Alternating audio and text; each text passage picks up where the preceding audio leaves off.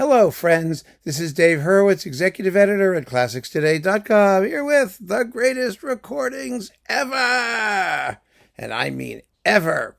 And today we're talking about Tchaikovsky's Symphony No. 6, the Pathétique, the pathetic, as they used to call it in the day. Although Pathétique does not mean pathetic.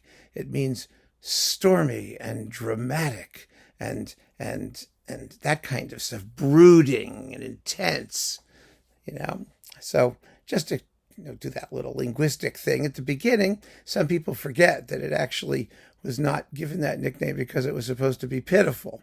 I mean, it can be if it's not played right, but it ain't pitiful or pathetic. It is dramatic and dynamic and intense and emotive. And because of that, it happens to be one of the most foolproof works in the repertoire. It's fascinating, actually.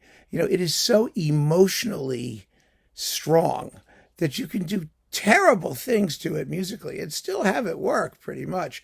You may not like the performance, or it may be kind of demented, but it's still gonna get the job done.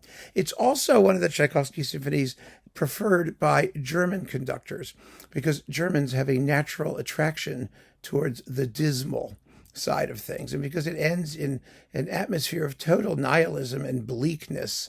It was always preferred by German conductors who always assumed that music of other cultures could never be as profound as that of the natural German folk. Anyway, that's kind of a gross generalization, but it also has a kernel of truth to it. It really does, if you look at the discography. The other thing about the Pathétique that really is kind of fascinating, it always fascinated me, is just its range. I mean, the range and intensity of the emotions on offer is really almost unparalleled in any other work. I mean, the violence of the central development section, the numb elegance of that second movement waltz in 5/4 time. It's a waltz that limps. It's in shock over the what's happened to it, what's happened in the first movement. And then you've got that incredible march scherzo, which is as triumphant and pompous and proud as anything ever wrote, and which is just a work of genius, the way the march melody, dum bum ba dum bum bum ba. I mean, it's present from the very, very beginning, but it gradually emerges and takes over the entire movement. And then the finale, which is just completely despairing. It's a lament and ends in complete blackness. The thing that really, what we actually have is an amazingly original work of genius, and formally an extraordinary work, because one of the things that, for example, Tovey always said is that the reason great works take several movements is that, all of the movements cohere together and they all form a unified whole, and each movement is a reaction emotionally to what has happened previously. And so in a great work, there's that feeling of inevitability as the moods progress. Well, that has never been surpassed, frankly, by what Tchaikovsky achieved in his Sixth Symphony, because you really hear how each movement builds on the emotional extremes or the emotional position of the movements that came before. It's really exceptional. And the idea of doing that slow, despairing, bleak finale is absolutely genius. Because rather than write a typically triumphant, well, it starts in the minor, it has to end in the major, he lets the moods dictate where the music is going to go. And that's one of the things that makes it such an extraordinary work. And great performances capture that quality. They emphasize that quality. So which performance is one of the greatest recordings ever? Well, there are an enormous number of really fine recordings of the Pathétique Symphony because, like I said, everybody respects it and does it.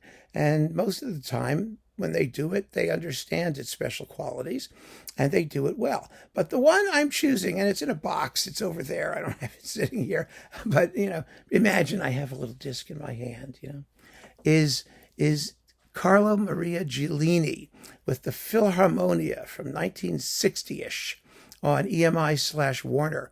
Now, that performance was always available separately. It may still be available separately, but the last place I saw it was in that Giulini in London box, of which I have several sitting around here. I wish I could find one. I mean, it's up there somewhere. I could dig it out if I need to, but trust me, it exists. Now, Giulini, Carlo Maria Giulini, as you know, or as you may not know, but did had a limited repertoire, and he recorded stuff over and over again. And he did another one, Pathétique, in Los Angeles for Deutsche Grammophon, but it wasn't any way as powerful or as cogent, in my view, as this earlier one.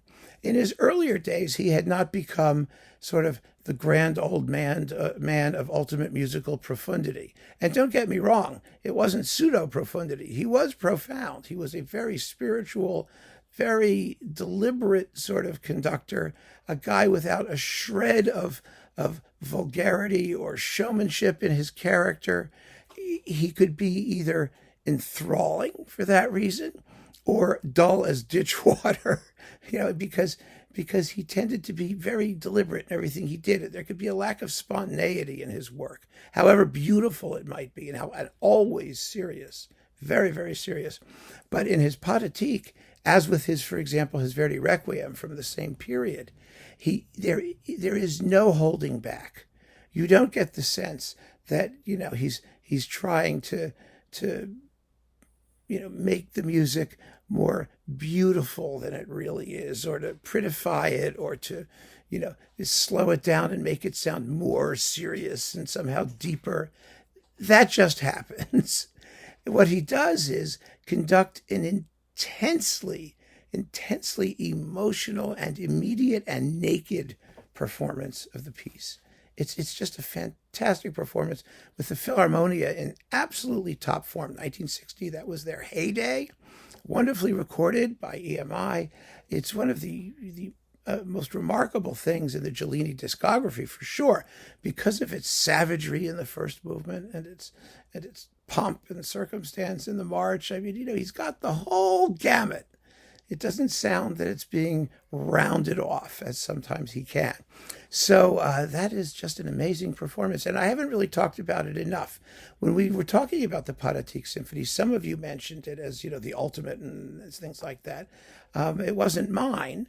Mine was Ferenc Fricsay with the Berlin Radio Symphony, on Deutsche Grammophon, which is also equally amazing for the same reason, really. For its natural unfolding of the work's emotional trajectory without any compromises or limitations, movement to movement. They have that in common. So I think it's a good opportunity in this particular video to give Giulini his due for turning in one of the absolute great Tchaikovsky discs that anybody ever did. It's just phenomenal. And if you haven't heard it, you owe it to yourself to give it a shot. You're going to love it. It's just tremendous. So keep on listening, friends. Thanks so much for joining me. Take care.